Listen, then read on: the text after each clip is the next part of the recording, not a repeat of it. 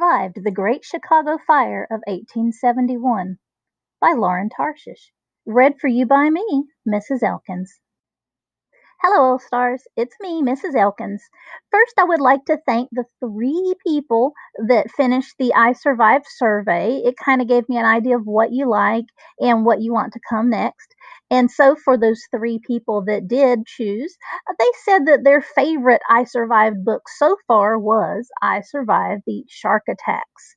And that was a really good one. And then for those three people, the next book that they wanted to hear was I Survived the Great Chicago Fire of 1871. This is an AR book and it is a level 4.8.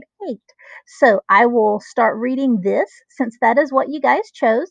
And over the next couple of weeks, I will finish that up and then I will give you the quiz number. Let's get started.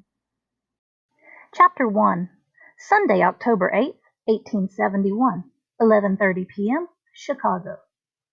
The fire started inside a barn.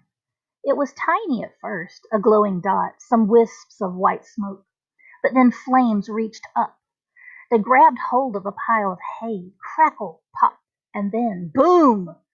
Towers of flame shot up higher, higher, punching through the roof, reaching for the sky. Voices screamed out, "Fire! Fire! Fire!" Alarm bells clanged. Firefighters readied their horses and raced their pumpers through the streets. But it was too late. The flames blasted a shower of fiery sparks into the windy sky. Like a swarm of flaming wasps, they flew through the air, starting fires wherever they landed. Shops and homes erupted in flames, warehouses exploded, mansions burned. Crowds of panicked people fled their houses and rushed through the streets and along the wooden sidewalks. They screamed and pushed and knocked one another down, desperate to get away from the choking smoke and broiling flames. But there was no escape. The winds blew harder, flames shot hundreds of feet in the air, spreading across miles and miles. And in the middle of it all was 11-year-old Oscar Starling. Oscar had never felt so terrified, not even 2 years ago when a killer blizzard hit his family's Minnesota farm. He was trapped inside a burning house, fighting for his life. He'd made it down the stairs, desperate to escape, and then, crash! A ball of fire and cinders crashed through the window, and the house exploded into flames. And suddenly, Oscar was in the fire's ferocious grip. The flames clawed at him, seared him, threw him to the ground. Smoke gushed up his nose and into his mouth. But the worst was the blistering heat, the feeling of being roasted alive. Was this the end? Oscar had never wanted to come to this city, and now he was sure he was going to die here. Chapter 2, 3 hours earlier, a train to Chicago. Don't puke. That's what Oscar had been telling himself for the past 9 hours as the train chugged and swayed and jerked its way towards Chicago. They'd crossed 400 miles of wide-open prairie. For hours, Oscar had been staring out the window. There had been nothing to see but shoulder-high grass and a few scrawny buffalo that seemed to wave goodbye to Oscar with their swishing tails. Now that they were getting closer to the city, Oscar couldn't bear to look. He slouched down in his seat and glued his eyes to his dusty boots. "Are you feeling all right, Oscar?" Mr. Morrow said. "I'm fine, sir," Oscar lied. "Such a long trip," Mama said, her freckled face shining with excitement. "I feel like we're heading up to the moon." Mama and Mr. Morrow both laughed, but nothing seemed funny to Oscar. So much had happened since these past few weeks. He was in a state of shock. Mama had married Mr. Morrow. They had sold the Minnesota farm where Oscar had lived his entire life, and now they were moving to a strange city that might as well be the moon. No wonder Oscar felt sick. Of course, the real nightmare had happened 2 years ago when Papa died. He was killed in a vicious blizzard, a wall of ice and snow and wind that slammed into their prairie town with no warning. Papa had been trying to get home. His wagon crashed into a tree in the blinding snow. Even now, Oscar couldn't believe that Papa was gone. Papa was the toughest man Oscar knew. He'd been a sheriff in Dakota Territory. He'd survived a gunfight with one of the most brutal outlaws in the West. He'd carved a farm out of 40 acres in wild prairie. Papa was Oscar's hero. Those first weeks after Papa died, Oscar was sure his sadness would rip him apart. But he couldn't just lie in bed sobbing. With Papa gone, it was Oscar's job to help Mama with the farm. He made a whispered promise to Papa to watch over the farm, to work as hard as he could to keep it going. He worked before dawn and after school. He worked so hard he'd fall into bed every night, too exhausted to think. Mama wanted Oscar to see his friends. Maybe tomorrow, Oscar always answered. Then come sit with me a while, Mama would say. Let's play cards. He and Mama and Papa used to play fierce games of hearts. When Papa lost, he'd pretend to fly into a rage, pounding the table while Mama and Oscar doubled over laughing. But Oscar had no time for cards. All he wanted to do was work. The seasons passed in a blur of sweat and dirt and aching muscles. And Oscar would have to just keep going. But then 6 months ago, Mr. Charlie Morrow appeared at their door. Mr. Morrow was an artist for a big Chicago newspaper. He'd come to Castle for his latest project, which was to paint scenes of life in a booming little prairie town. Mama was honored when Mr. Morrow stopped by and asked if he could paint their farm. Each morning for a month, Mr. Morrow would show up just after the sun rose, waving at Mama and Oscar with his paint-stained fingers. "Hello," he'd sing out. He was a big man with jet-black hair and a beard to match. Mama said he reminded her of a giant from a fairy tale. But the nice kind, she explained. Oscar liked Mr. Morrow well enough. He made Mama smile, that was for sure. Most nights after Mr. Morrow packed up his paints, he'd join them for supper. Afterward, he and Mama would sit out on the porch and look over the day's paintings. "Oscar, join us," Mr. Morrow would boom. But why did Oscar need to look at paintings of his farm? He lived there. So he made excuses and then fall asleep to the sound of Mr. Morrow and Mama's soft laughter drifting upstairs. After Mr. Morrow went back to Chicago, Mama seemed to get a letter from him every single day. So maybe Oscar shouldn't have been shocked when 2 months ago Mama sat Oscar down under the apple tree with some big news. "He's asked me to marry him," she said. At first, Oscar laughed. Mr. Morrow? He was nothing like Papa. He was an artist. An artist! Was that even a job? But then Oscar noticed how Mama's eyes were twinkling. "Oscar," she said, "I want to say yes." Oscar stopped laughing. "He's a wonderful man," she said. "And what a life we'll have with him in Chicago." At first, Oscar just sat there like he'd been smacked in the head with a shovel. Leave the farm? Move to Chicago? What about his promise to Papa? Oscar begged Mama. He pleaded with her. He tried to make her understand that they needed to stay in the castle. "Papa wouldn't want us to leave here," he exclaimed. But then Mama looked at Oscar with her hopeful eyes. "Oscar," she said quietly, putting her hand up to Oscar's cheek. Her fingers were like Oscar's, covered with calluses and scars from all the scrubbing and weeding and washing that filled her days. "All Papa ever wanted was for us to be happy." And Oscar could see that she had made up her mind. Oscar could have run away or refused to get on the train, but he didn't have the guts. So now here he was, miserable, chugging along with his stomach turning inside out. The train whistle shrieked, "Woo, woo! Chicago!" the conductor shouted out, 10 minutes! Oscar's stomach flipped. Don't puke. His stomach didn't listen. He managed to slam open the window just in time to splatter his lunch across the tracks. Welcome to Chicago. Chapter 3. Oscar stared out the window in shock as the train pulled into the city. Chicago was called the Queen of the West. But what an ugly queen! All along the tracks were factories and warehouses. The sky was smudged dirty brown from coal fires and dark clouds burping out of smokestacks. Soon enough, they were off the train and standing in the enormous station hall. Every other person smiled and waved at Mr. Morrow. "Charlie!" a man boomed.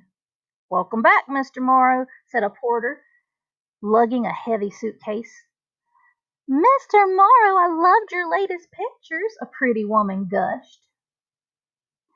"Good to be back," Mr. Morrow beamed. People swarmed around the station, more people than Oscar had seen in all his life. Everyone was rushing around as if they were late for church. And suddenly, Oscar noticed the rotten stench that filled the air. He had never smelled anything as disgusting. It was like someone had tossed 100 skunks into a hot outhouse and left them there for a month.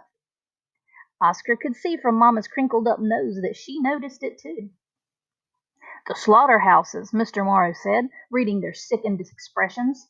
"They butcher more hogs in Chicago than anywhere else in the world." Mr. Morrow went to the baggage room and returned with their 3 suitcases. Oscar's was the smallest. Inside was all that was left from his life on the farm. His few clothes and his prized possession, Papa's sheriff's badge, a 5-pointed silver star. "Is there somewhere I can freshen up?" Mama asked, smoothing one of the golden curls that had popped out of her bun. "I'll show you," Mr. Morrow said, taking Mama's arm. "Oscar, can you keep an eye on the bags?" Oscar nodded. But as soon as they disappeared into the crowd, Oscar's heart thumped. He felt so out of place here, and strangely all alone. A bunch of rough-looking boys lurked around. One of them stared at Oscar. He had bright red hair and strange yellow-tinged eyes that reminded Oscar of a rattlesnake's. Oscar was relieved when they drifted away. He took a deep breath and looked around, thinking about Papa's one visit to Chicago. Papa was just 20 years old at the time. His parents had both died, and Papa had decided to leave his hometown near Boston and head west. "I was looking for my fortune," Papa always said. He landed in a no-name town in Dakota Territory. The town was desperate for a sheriff, and Papa needed a job. For months the place was quiet, until the night a gang of outlaws rode in. Their leader was Earless Max Kildare. Actually, Earless did have one ear, Papa had explained to Oscar. He lost the left one blowing up a safe during a bank robbery. Papa heard that Earless Kildare was a killer, and sure enough, by morning the town's bank had been robbed and one of Papa's friends was sprawled out dead in the street. Earless and his gang were long gone. Papa went after the gangster, chasing him all the way to Chicago. He finally found him in a stinking tavern near the river. Papa pulled out his gun, ready to arrest him, but Earless was too quick. He jumped behind the bar and started shooting. Pow! A bullet whizzed just past Papa's head. Pow! Papa fired back, but missed. Earless lunged forward with a final shot. Pow! The bullet hit Papa in the chest. It should have torn a hole right through Papa's heart, but it ricocheted off his badge instead, leaving a big dent smack dab in the center.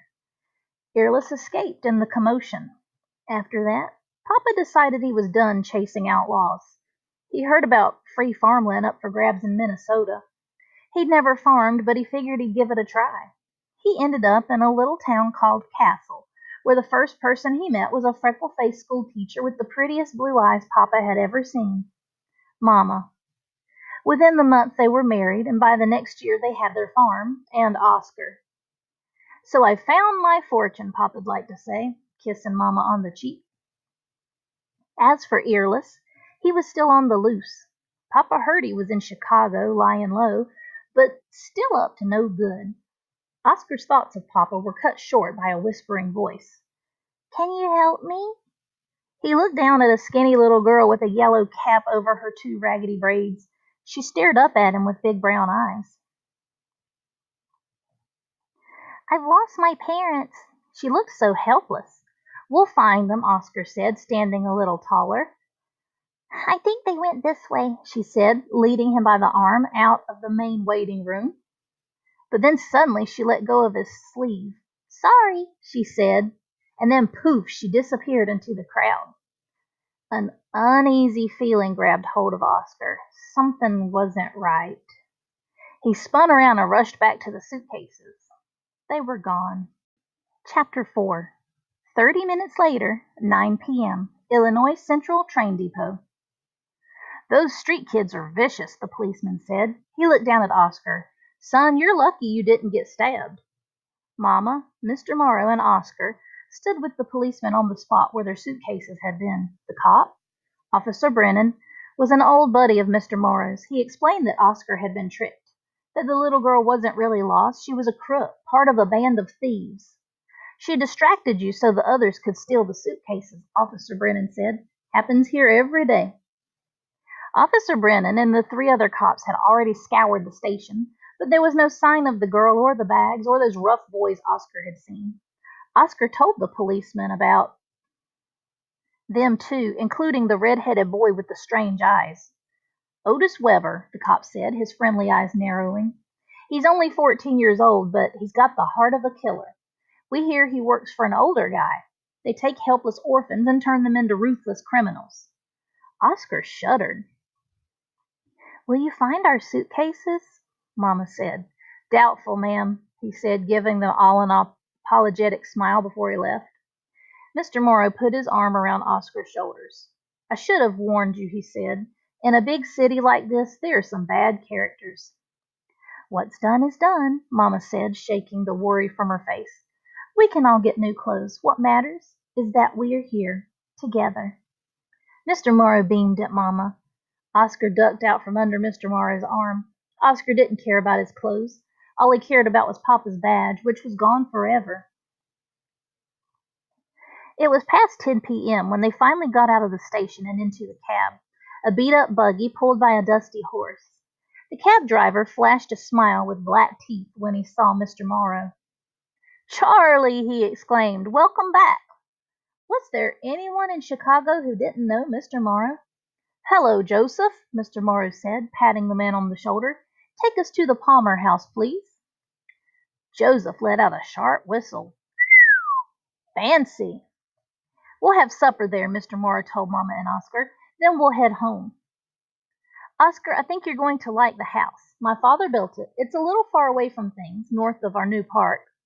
The best room is my studio. You can look out the windows and see all of Chicago.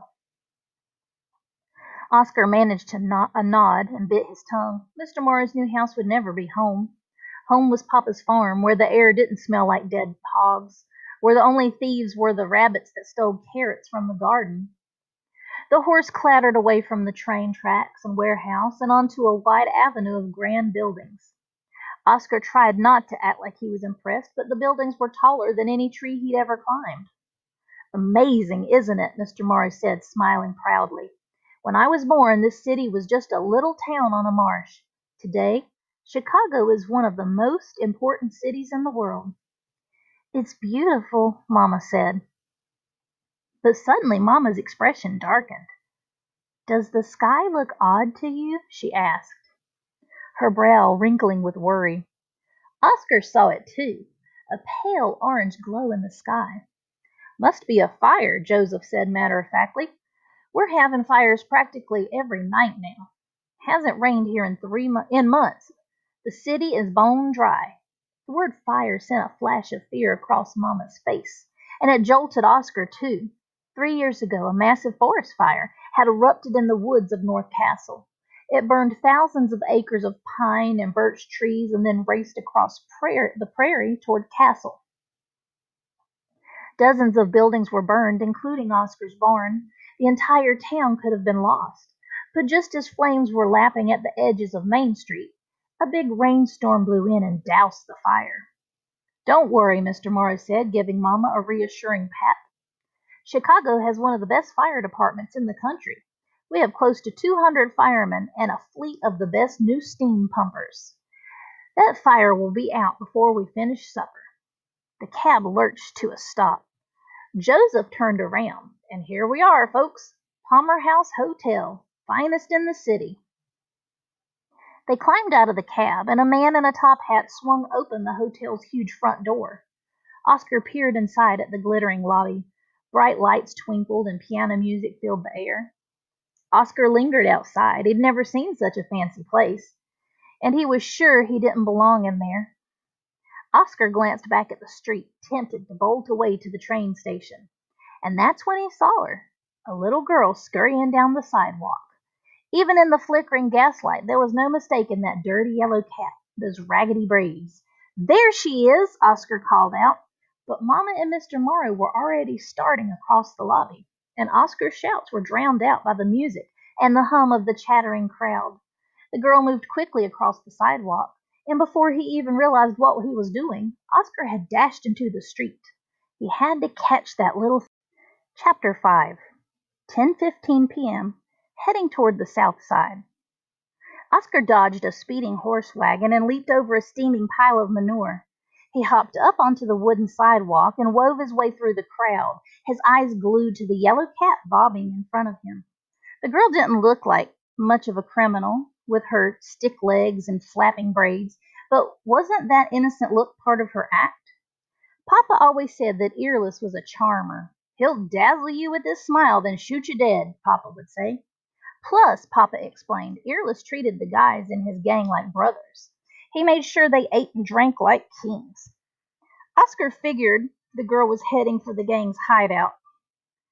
His best bet was to secretly follow her there. Oscar stayed hidden as he followed her through the busy streets. They crossed behind a tavern and then cut through a snaking alley. They finally came out onto a dark street of small houses and shacks. The girl beelined for a sagging little house set back from the street. Oscar ducked behind the barrel and waited as she used a key to open the front door. "Bruno!" she called out as she went inside. "I'm back!" Bruno. Must be one of the thugs, Oscar thought. He saw a piece of jagged wood lying on the ground. He grabbed it. It would make a decent weapon just in case. He crept up to the house. Crouching so low none of the criminals would spot him on the window, he wondered what he should do. Barge in? Demand his suitcases? Suddenly his knees started to shake. Sweat oozed down his neck. What was he doing? He needed to get out of here. But then he thought of Papa facing the gun barrel of Earless Max Kildare. No, Oscar thought. He wasn't going to run scared from a bunch of street thugs. He was going to get Papa's badge back. He curled his fingers around his weapon as he rose up, ready for a fight. Oscar peered through the window. He spotted the little thief, and his mouth dropped open in shock. No, he thought. It can't be. He had imagined her sitting there with Otis Weber and the other boys rummaging through piles of loot. He'd gotten it wrong. There were no thugs and no sign of his suitcases. The girl sat in a little wooden chair. On her lap was not a pile of stolen money and jewels, but a smiling little boy with a mop of dark curls. Their voices floated through the open window. "Sorry I had to leave you alone again," she said. "I'm very brave, Jenny," the boy said, puffing out his chest. His little croaking voice made Oscar think of the baby frogs he used to catch behind his house. "Next time I help." "No," the girl said. "It's no fun what I do, and you need to stay here and guard our house." The boy puffed out his chest proudly. "I guard. And guess what? I have enough money to get us some nice fresh milk tomorrow." "And Cookie?" the boy asked hopefully. "We'll see," she said, taking off her yellow cap. She suddenly looked older than Oscar had first thought, maybe 9 or 10. The boy reached up and tenderly smoothed one of the girl's crooked braids. "I love cookies, Jenny," the boy whispered. "I know you do, Bruno," Jenny said. She smiled, but it was a weary kind of smile, tinged with sadness. It reminded Oscar of Mama's smile, how she looked in the months before Mr. Morrow appeared. Oscar swallowed hard as he stepped away from the window. Those kids were on their own. Oscar felt it in his bones. He remembered what the policeman said. Otis Weber preyed on the most helpless orphans. Oscar dropped his stupid weapon and headed slowly toward the road. What a dope he was, pretending he was like Papa, chasing a killer outlaw through Chicago.